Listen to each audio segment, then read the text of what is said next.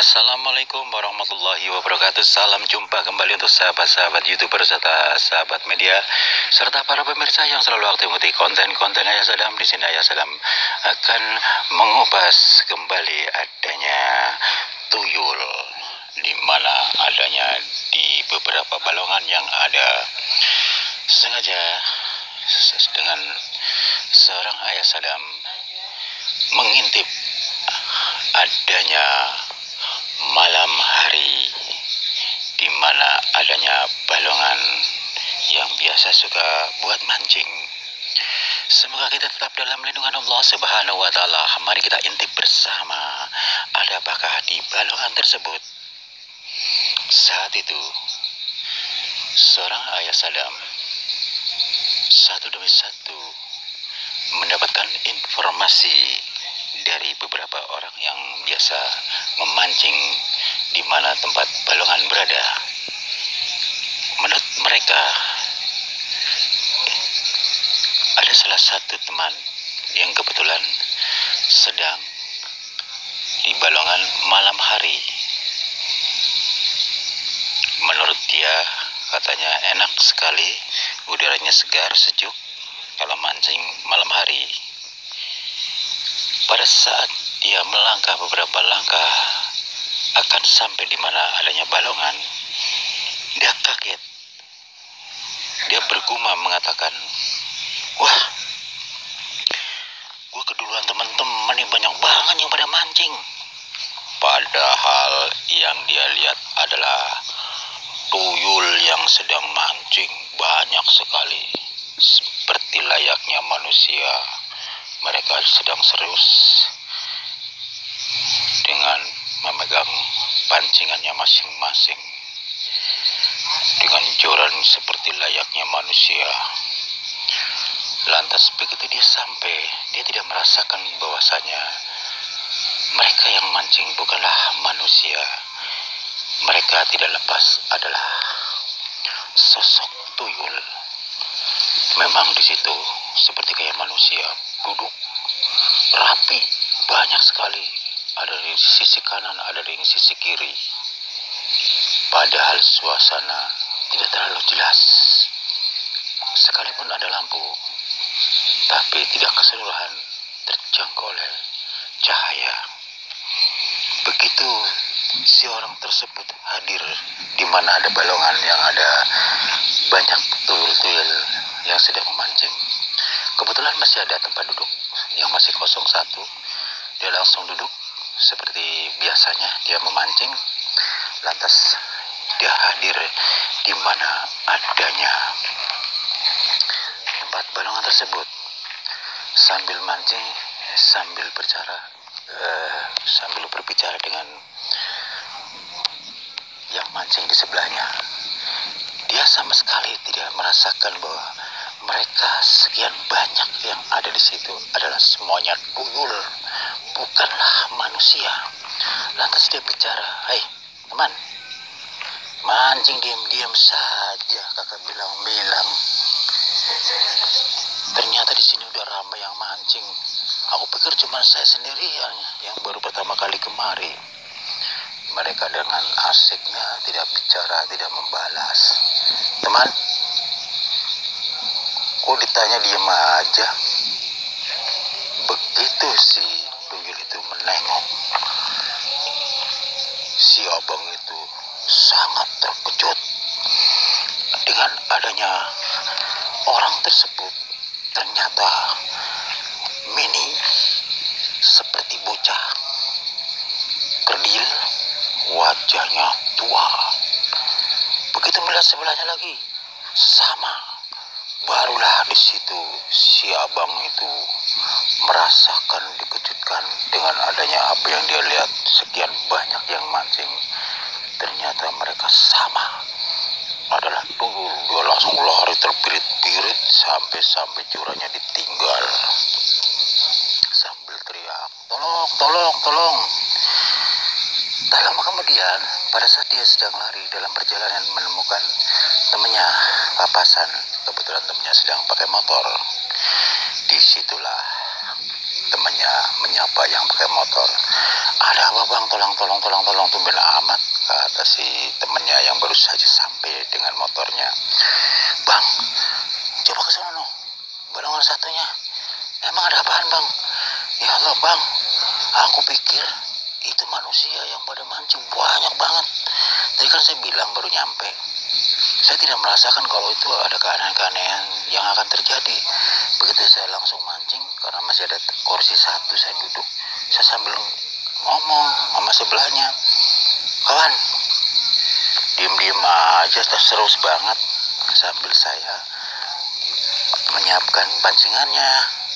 Begitu saya lempar umpannya, saya tanya lagi, bang, kok diem-diem aja terus amat ditanya.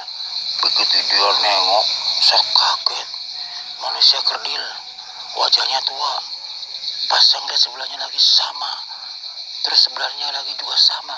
Saya lihat di seberang sana sama juga. Ternyata mereka bukan manusia. Langsung saya kabur bang. Lantas orang yang baru saja sampai dengan motornya tertawa. Lantas orang yang ketakutan, oh si abang diajak ngomong malah ketawa. Ini serius. Kalau situ nggak percaya, buktikan sekarang juga. Ayo saya bantu, saya antar. Katanya takut. Udah ada situ nggak apa-apa, saya berani. Saya ingin buktiin. Lantas si abang turun dari motornya sengaja biar nggak ada suara. Mereka berdua melanjutkan perjalanan sambil bercerita kecil. Bang, kata yang ketakutan tadi, joran saya ketinggalan bang. Orang saya langsung lari tuh, umpanan juga saya ketinggalan di situ semuanya. Pokoknya saya langsung kabur. Lantas si abang yang baru sampai yang pakai motor mengatakan, diam-diam jangan ngomong dulu. Ayo kita intip dulu. Mereka berjalan diam-diam mengintip. Lantas si abang yang baru sampai yang pakai motor, betul juga bang tuh, lihatin tuh, lagi pada serius mancing. Lantas orang pertama mengatakan, terus gimana nih bang? Begini aja, kamu apa saya panggil teman biar rame-rame kemari. Ah, gue takut sendirian ah. Gue pergi juga gak berani. Gara-gara ngeliat itu, bareng-bareng aja yuk. Lantas orang kedua mengatakan, ntar kalau kita pergi rame-rame, ntar keburu dia pergi. Tuyul kan bukan manusia, sama aja nggak bedanya jin. Ntar kita kesini sama teman-teman manggil, katanya mereka udah nggak ada. Lantas orang pertama mengatakan, iya juga sih ya, tapi gimana bang, gue takut. Gue tinggal di sini takut, gue manggil teman juga takut. Perasaan dia ngikutin saya, perasaan saya begitu. Bulu kuduk saya sampai merinding. Lantas orang kedua mengatakan, ah, lu mah cemen, terlalu ketakutan, jangan berlebihan lah. Sama manusia, dia makhluk lain, kita makhluk nyata.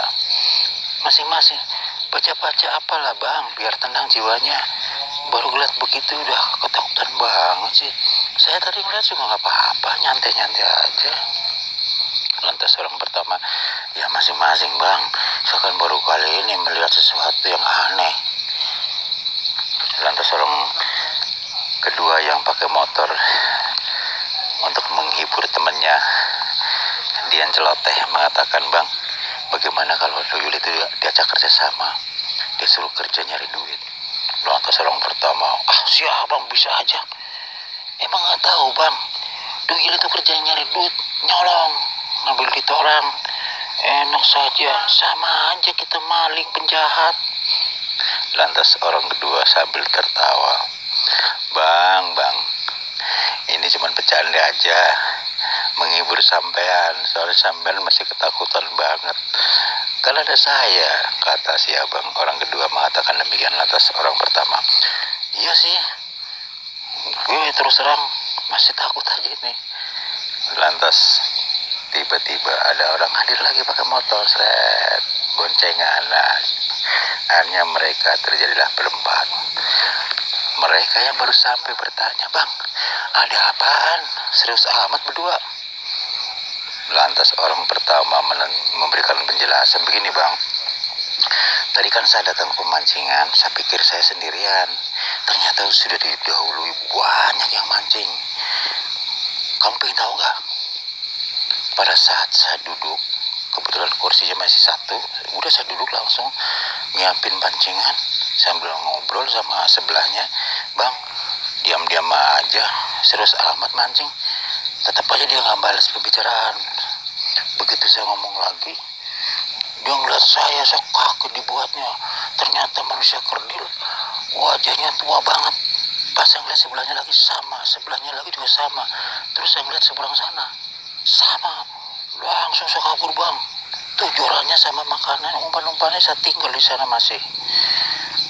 Lantas orang kedua menguatkan keterangan orang pertama. Betul bang, dia kan tadi kabur tuh minta tolong.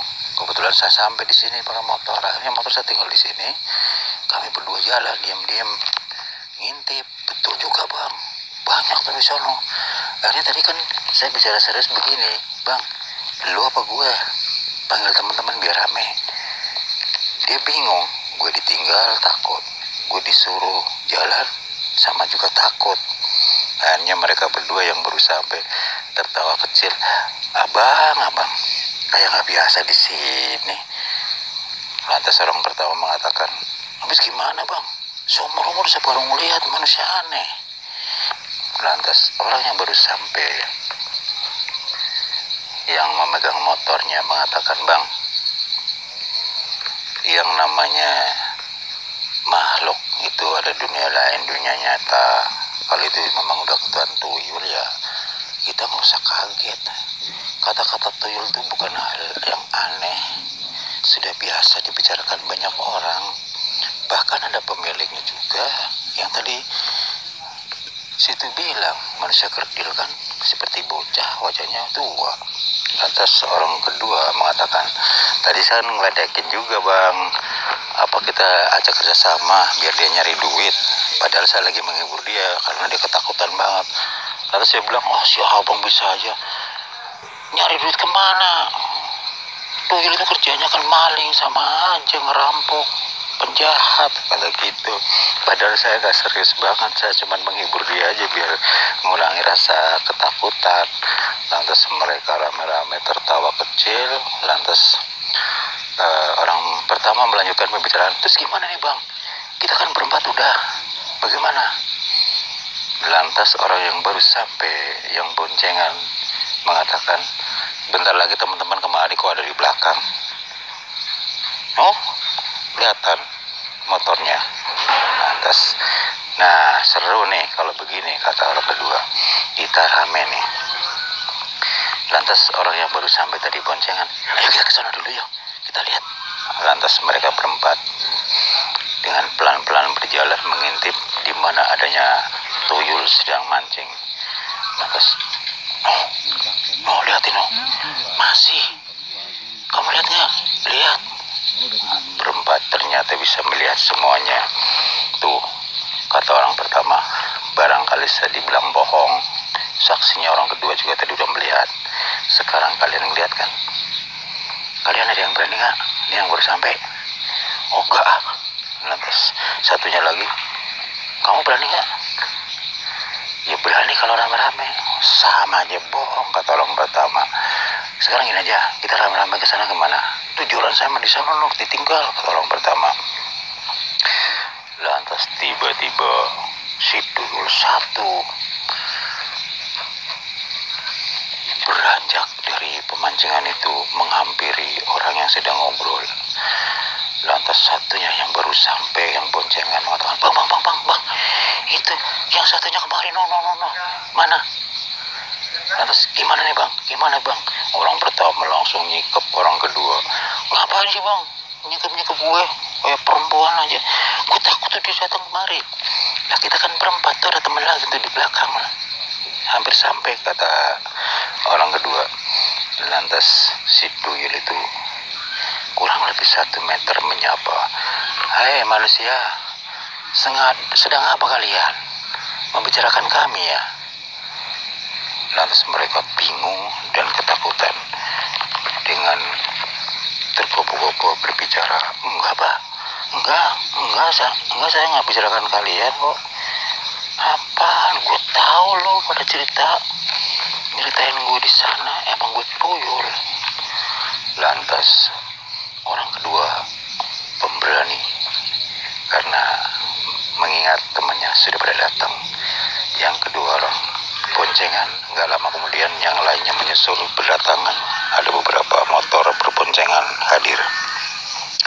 Disitulah orang kedua memberanikan diri berdialog dengan tuyul tersebut. Tuyul, lu mau pada ngapain sih ikut-ikutan mancing di situ? Ini kan tempat manusia. Kenapa kalian tumben mancing di sini? Kami seumur-umur baru ada melihat kalian mancing di sini. Emang kalian tinggal di mana? Kata orang kedua. Lantas dikuatkan oleh orang pertama melanjutkan pembicaraan. Betul. Seumur-umur saya juga baru melihat. Emang kalian doyan ikan? Kalian kan tuyul nggak lepasnya bangsa jin. Lantas si tuyul mengatakan, kami dari Gunung Galunggung sedang konvoi. Kebetulan di sini ada pemancingan. Kami rame-rame memancing. Apakah kalian ada pemiliknya? Tidak. Selama di kerajaan tuyul di sana kami belum dibutuhkan. Kebiasaan kami berjalan-jalan kemana saja. Kami suka bermain-main dengan ikan. Kata si tuyul mengatakan demikian. Lantas nggak lama kemudian ada seorang ustadz kebetulan lewat di situ. Ada apa nih rame-rame? Pak Ustadz, kebetulan nih, tuh liatin Pak Ustadz. Inna lillahi wa inna ilaihi rajiun. Kalian bicara sama tuyul? Betul Tat. No. Di sana rame-rame di tempat pemancingan. Kami lagi bicara, Pak Ustadz. Seumur-umur kami kan mancing di sini. Baru kali ini ngeliat tuyul mancing banyak banget. Aku pikir teman-teman. Begitu saya datang kemari, saya tanya sampai 2 kali baru dia melihat saya kaget. Wah, manusia kerdil, mukanya tua. Saya ngeliat sebelah lagi sama aja. Pas saya ngeliat di seberang sana sama. Saya kabur minta tolong.